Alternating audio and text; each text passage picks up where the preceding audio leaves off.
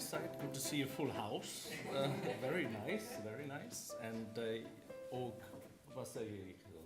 Jag bara bist afsukna. Jag bara talar ekki isländska idag, bara engelska núna. Afskia, there are so mycket, abbreviations, shortcuts, EU, Euro HPC, AI, LLMs, etc. So it makes my job a bit easier. So sorry for this. I hope in a year I talk bara isländska. Okay. Right, so my name is Morris. I'm a full professor here for high performance computing and AI. And in the last 5 years, you see there are many logos here on the slide. Have been working with many EU projects and also with many colleagues that I see here in the audience to establish something called the HPC AI community, where we hope also to be very integrated in this AI center that we built here together today. And I will come to some of those logos, but not all of them. But of course, that gave us a little bit of sustained funding over the last couple of years. So you see quite a nice upward trend there as well, leveraging really Horizon grants, also the new ones from Horizon Europe, but also Digital Europe grants. And this gives an opportunity and a momentum here to really, let's say, also broadening the research around high performance computing. And as some of you know, high performance computing and AI is really strongly intertwined today, and I will also make the case for it. So I will talk today just more about the future because we start a beautiful new center. So let's look a little bit into the future. However, every now and then I go a bit back what we have done and what we want to continue doing as part of this new AI center. So when you see here this community that is really, many people I see in the audience, professors, postdocs, PhDs, that had worked in this context for the last 5 years with many different companies. And we collected testimonials. You see there just 2 examples with Runa. Where is he? Somewhere in the audience here. We work a lot with travel on acoustics. And you see we always collect this nice, testimonials from the, let's say, work we've done with them, but also Methane, large language models and so on. Very interesting company. Of course, very relevant for us in AI and also for the Icelandic language. You see there a testimonial working with them. So we put our research, let's say, from grants into impact, trying it out with companies, different models, new methods. And this is also something when you want to learn more on the ehpc.s website. But many of the faces you see here are also on the faces of the new AI center. So basically it's a very overlap in terms of capabilities, skill sets, and tool sets. Now here's some more testimonials. I just want to point out that we don't stop with SMEs and startups, so that's a lot of work we do there. We also work intensively with the public sector. For instance, with Statistics Iceland, we have done a couple of hackathons already, just 1-2 basically weeks ago, and we will continue in the next 3 years to also do this and integrate students of us, right? So the HPC students at least are directly involved into these hackathons as well. And if you want to learn more, go on our website, but of course it's also something we want to continue. Now, some of you may ask, why HPC, right? So some of you, who's using Google Colab, may I ask? Who knows about Google Colab? Right, so, and this is a very fair tool and it's good to use, but there are sometimes SMEs or sometimes, let's say, organizations that cannot stop there. So in one example I want to highlight here, apart from travel and, basically, you see Methane, which is already well established using HPC. We have SME Greenfish as one of our new success stories, really using HPC at scale significantly, and I want to make the case for it. Not only because this gentleman, Siggy, here is a really HPC expert, he really know how to use it.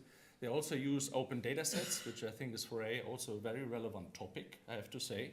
And when you try to use this Copernicus EU data store and really want to use now basically AI models, cutting-edge AI models. Some may go to Google Colab, but you will directly fail, right? There's orders of magnitudes. Firstly, you see a little bit the data set side here.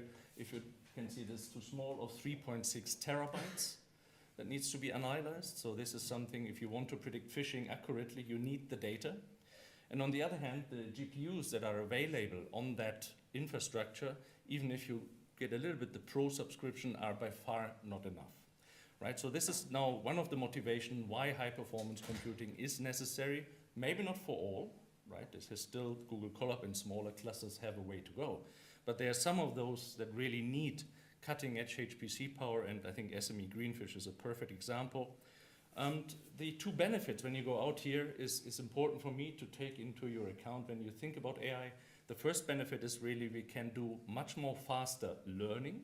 By more GPUs, we can have a speed up, really, to basically have this deep learning, with distributed deep learning done, for instance, transformer models, cutting edge autoencoders, whatever it is. And by employing more GPUs, we basically can really do much more faster learning. But there's a second benefit I wanted to also have you there. And I mean, I put here some papers. When the recording is uploaded, you can maybe read more through. We do lots of research how we better tune these techniques to really leverage HPC. But there's a second benefit really, which is often overlooked with many companies we work with or public sector, which is then the hyperparameter tuning. Many of you will know that do AI modeling, that the trick is in the hyperparameters, right? There's lots of accuracy to be gained.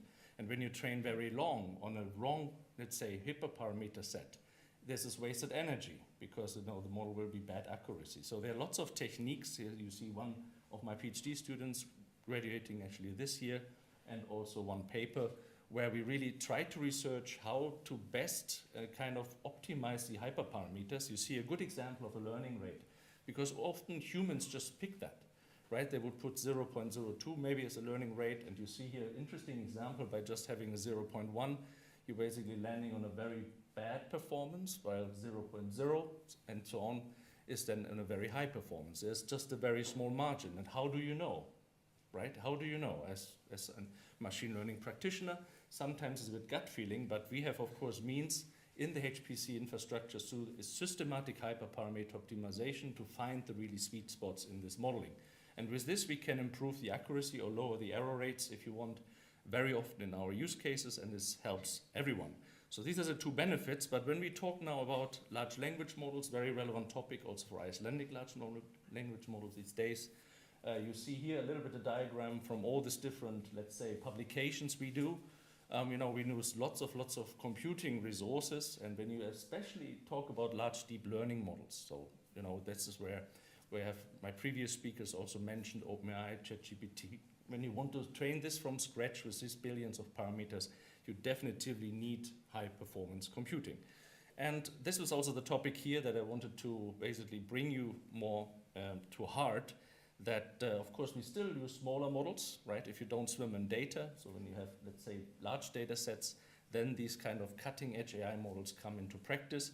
But the price you pay, let's say, with cutting-edge transformer models or so, is then the computing behind it. And that's where then some of these logos I mentioned in the beginning come in, and they have also something to offer for members of the centers and beyond, the collaboration partners. I want to just allude to a news that you heard perhaps about AI factories. I don't know, is there someone who has heard about AI factories? Okay, a couple of you know. It was very big in Europe, lots of investment from Ursula von der Leyen that wanted it today, basically. So there was a bit of rush in the last year, basically, to establish them. And you see every country in Europe almost got it. We in Iceland were a bit unfortunate. As EEA country, we're not allowed to have an AI factory. So basically, we could at least apply to something called an AI-Factory Antenna. That's why it's a strange term, and we should not translate it in Iceland, but find a better name, I think. So this is something where we were very lucky, and I think we can be proud as Iceland being ranked #1 from all antennas in the proposal. That was quite nice for us to hear, and also for the EuroHPC governing board to see that small countries can really do very good things.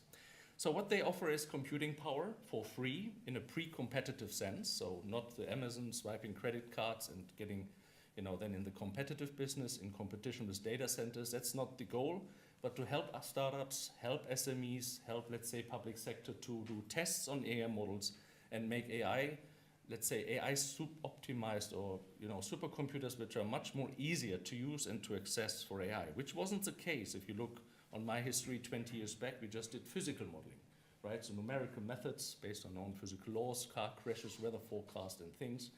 And when you're now here in Iceland, these are the 4 steps we in the moment can offer for free, every researcher and also basically every SME and startups. For bigger companies, we have to check a little bit, but this is the steps you can basically get, to a stage of really using HPC more and more, where you have the DG Spark units, basically very handy material, 1 GPU on the science park, you can get it, play around with this in our computer science division as well. It's not really HPC, but you can try out first the Blackwell GPU speed up. Then the next is the E-ray infrastructure, our basically research infrastructure we have here. Also there with a new grant, we hopefully get more 8 Blackwell GPUs, so we are significantly making the system better.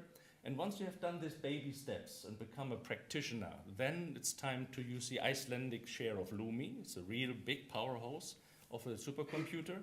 And there you can really start scaling, but the Icelandic fraction is unfortunately rather, let's say, small. We don't pay so much into LUMI.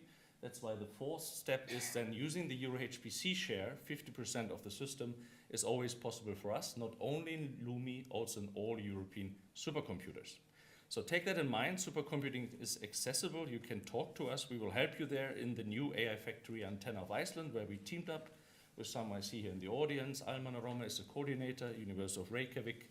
And this is something where we hopefully will do a lot of difference. It would take me a couple of hours to talk about this. We plan a lot of things. The proposal was 130 pages, but we want to advance with AI the language, basically talk a lot about Icelandic language models across different sectors, especially also the public sector, and hopefully also will here and there influence and also can help action items on the AI action plan that is just released from the government. So this is our plan, teaming up also with the Met Office and others, and my time is over here. So I would just show you a couple of pictures of, some instructors from HPC and also essentially the students, which I think we should not forget in the center, right? That's what you see here. Lots of HPC students participating in a real world hackathon, not a fake toy machine learning problem, really something what Statistics Iceland is interested in. With this, I would like to thank you very much for the invitation to talk and see you next time.